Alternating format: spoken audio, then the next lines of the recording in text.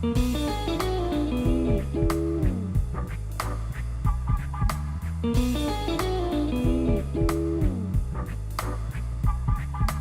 it going there, everybody? It's Mr. Zen over here bringing you guys a brand new ēlDLIVE episode discussion. And for today's segment, guys, we're going to be talking about is episode 5. And in this episode, guys, it was actually a very action-oriented episode as we see Chuta actually face off against his old childhood friend. And yes, this episode actually showcased that Chuta's old school friend, Gucci, it was actually him all along. It seems that the ēlDLIVE organization actually resurrected him. Not necessarily resurrected him, but they just healed him because he was still on the verge of dying. But when they healed him, he still had all his memories intact. He knew what he was doing, and he's now working for this organization that he's actually a good guy in a sense, guys. Yes, throughout this whole entire episode, you see Chuta facing off against Gucci. They're having a very strong dialogue involved between the two. They're trying to showcase their ideals.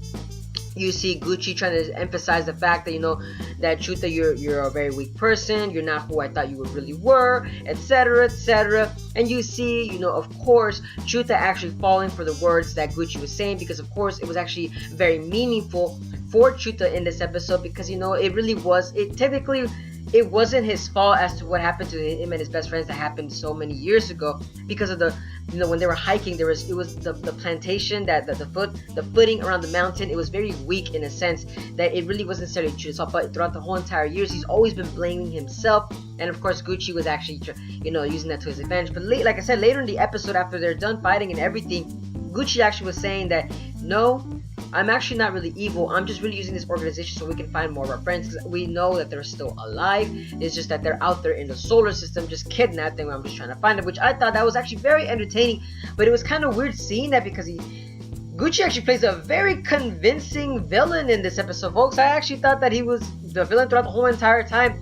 I really thought that he might have been brainwashed into thinking that because his best friend might have been an alien, so of course he's gonna be getting that exact revenge. But no, they didn't really go through that route. It seems that the ēlDLIVE organization is kind of technically using Gucci in a sense that he has no right to say that he has the power to go against this organization, since they're really in control of everything. And it's very entertaining to see how that was actually going along. Misuzu in the episode was used in the action part throughout the whole entire episode, that I really enjoyed watching, because she was actually showing her SPH powers against Gucci, and Gucci himself is a very, very powerful, formidable foe, guys. I am not gonna lie to you guys. He has some kind of weird SPH, like, I don't know if it was some kind of artificial SPH, or if it was just, like you could say, like if he was like an android of some sort. We don't know that for sure, because they haven't really given us the detail if Gucci is part alien, or if he's been genetically modified. We don't know that for sure. But one thing's for sure is that he had like these really very expensive looking ass blades that actually was trying to fight with, on par with Misuzu, that Misuzu was having a hard time actually trying to fight Gucci himself. That I thought in this episode that was entertaining, seeing how Gucci came such a long way from back in the day. He's very independent, he's very powerful. Like I said, he knows how to use his words properly in the conversation. It's very entertaining to see that going throughout this whole entire episode, guys. But like I said, though, Gucci, can't wait to see more of this character being developed in the later episodes itself, because I want to know what Gucci's actual real intention is. Is he really going to betray the ēlDLIVE organization, or is he really going to stay with them and actually or is he just trying to, you could say, being a double spy, you could say, is he really trying to do that, or is there something else that he has intended? Because it just seems that Gucci knows how to lie very, very well, and very perfectly too, I might add. But moving on, guys, later in the other half of the episode, it seems that, of course, Gucci went back to reversing his role to being a villain again after having a confrontation with Chuta and explaining all the details that's really going on. They're facing off against the ēlDLIVE spaceship themselves, and right there and then, of course, they were losing.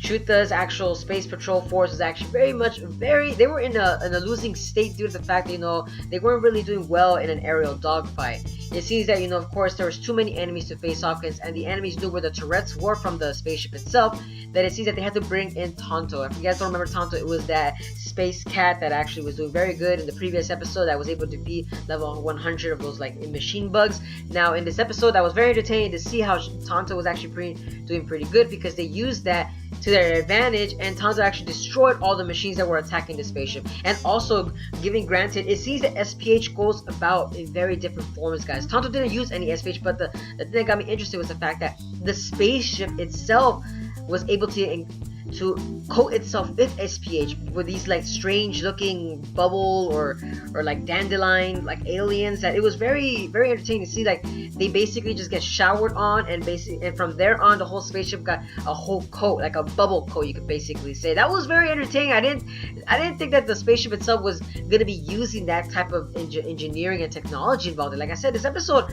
was going way out of proportion. I thought it was actually very entertaining from the beginning to the very end. But like I said, the guys, now the last part of the episode was involving that Chuta actually is very much, he now doesn't have no regrets. He knows who he is, and in the episode he even has a conversation with Gucci's mother, saying that of course that she actually believes that Gucci is still alive around the universe, and she knows that he's just not at home. That was a little touching at the end of the scene. But I can't wait, like I said, I can't wait to see what Gucci's going to offer more to the table of the story itself. Like I said, I'm expecting Amano Akira's actual story development throughout the whole entire way, because the world building that she's actually creating is very entertaining. And nonetheless, so like I said, there's still two other of the friends that Chuta has yet to find. It seems that, Chuta right now has a goal, and basically that could be it right there. That's going to be his goal right now, to be a police officer, to find missing people.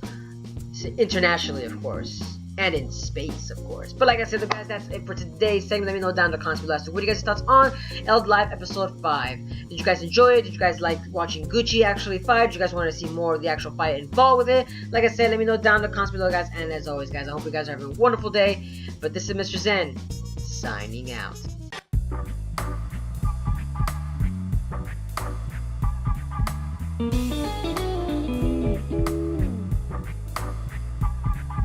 Thank you.